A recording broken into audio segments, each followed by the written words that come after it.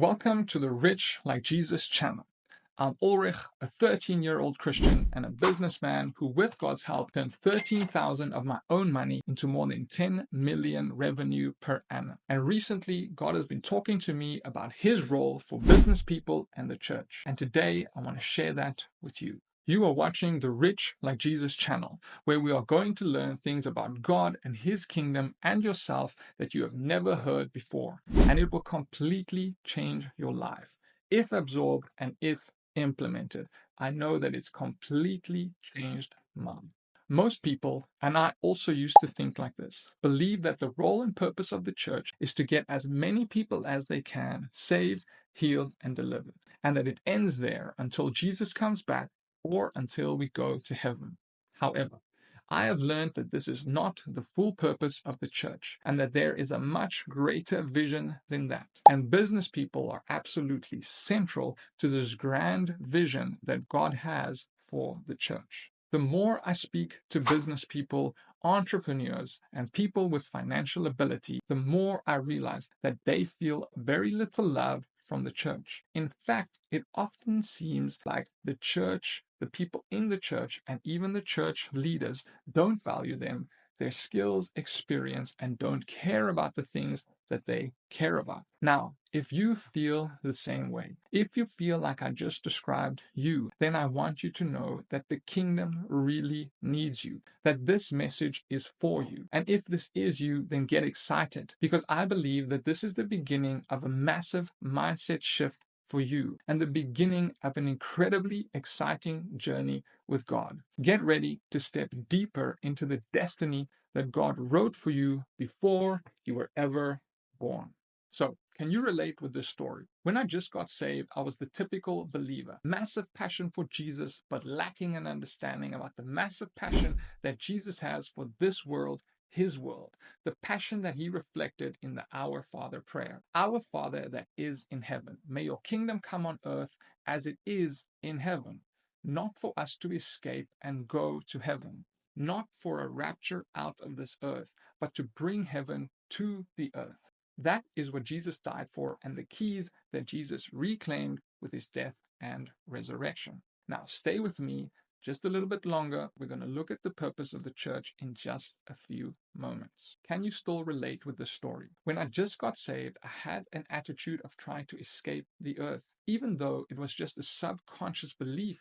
It was still very tangible in its effect. I was spending all my time in church, talking about church things, preparing for Sunday services, reading church books, and I truly ended up being unproductive to the world at large and much less effective to God's kingdom, because my whole life revolved around a Sunday service. Now, let me be clear. During that season of my life, those Sundays changed my life. I did get saved, I did get healed, and I did get delivered. But thank Jesus, it wasn't supposed to end there. And the problem I see is that most people seem to get stuck there in that comfort zone of safety and never move on to the true purpose of the church. Now, let's look at that. The true purpose of the church. If we look at Jesus and what he spoke to people about, did Jesus speak about church and how to do church? Or did he speak about life and how to do life successfully? This is something I wish I heard more about in church, how to be successful in all the vast areas of life. So we can conclude that escaping the world is the opposite of what Jesus wants. But let's look at the church's purpose from another angle. If we look at Genesis, we see a similar message to the Our Father prayer, where the mandate of God for his people is to spread his kingdom throughout the whole world, for Adam and Eve to subdue the earth and make it an extension of heaven. And this mandate is why one of the names of the Lord is the King of Kings. We are to be kings of the great King. The people that I'm speaking to, the people that this video is for, have an inclination in themselves. When the word king is mentioned, they feel something inside of them and they relate with that term. And that's because God put kingship and kingdom inside you. Even the word apostle is not a religious term. It is one that existed in Jesus' time, and it meant someone that establishes a kingdom's culture in another physical area. Apostle, which Jesus' disciples were, are people who are purposed to establish heaven's culture on earth, not just in a church. Now, back to us being kings of the great King. What do kings do according to the Bible? Do they only pray for healings, salvations, commission everyone into one of the fivefold ministries, or do they govern physical, geographic regions? Look at this verse from Ecclesiastes. Moreover, the prophet of the land in all things is a king devoted to cultivated fields. This is talking about business. Did Jesus not refer to God as the God of Abraham, Isaac, and Jacob? What do all those men have in common?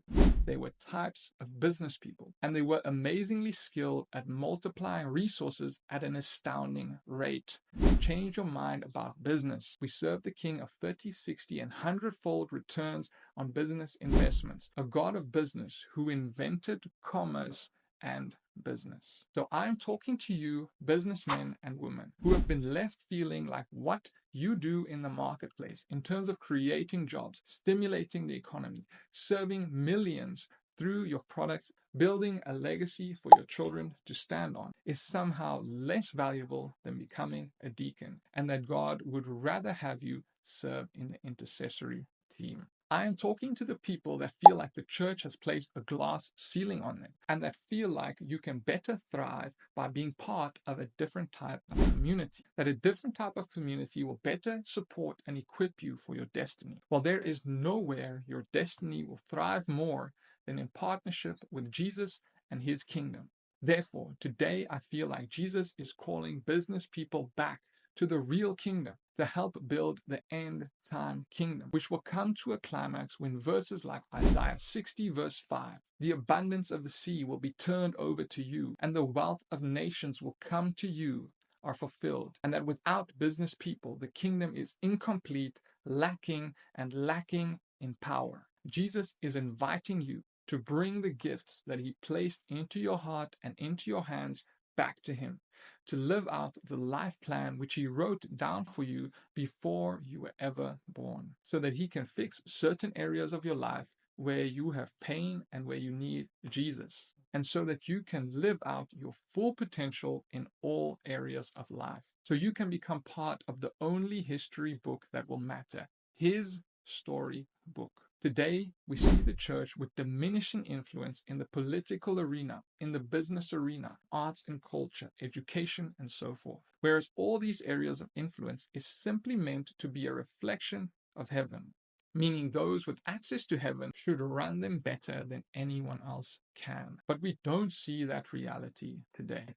So business people, entrepreneurs, those who Jesus has given the ability of financial multiplication to gather and multiply resources to, I am encouraging you, as the Bible says, to walk in the good works that God prepared for you before you were ever born. What God has been saying to me is that the purpose of the church is to establish God's kingdom on this earth as it is in heaven, in preparation for his return. And that just cannot be done without businessmen and businesswomen.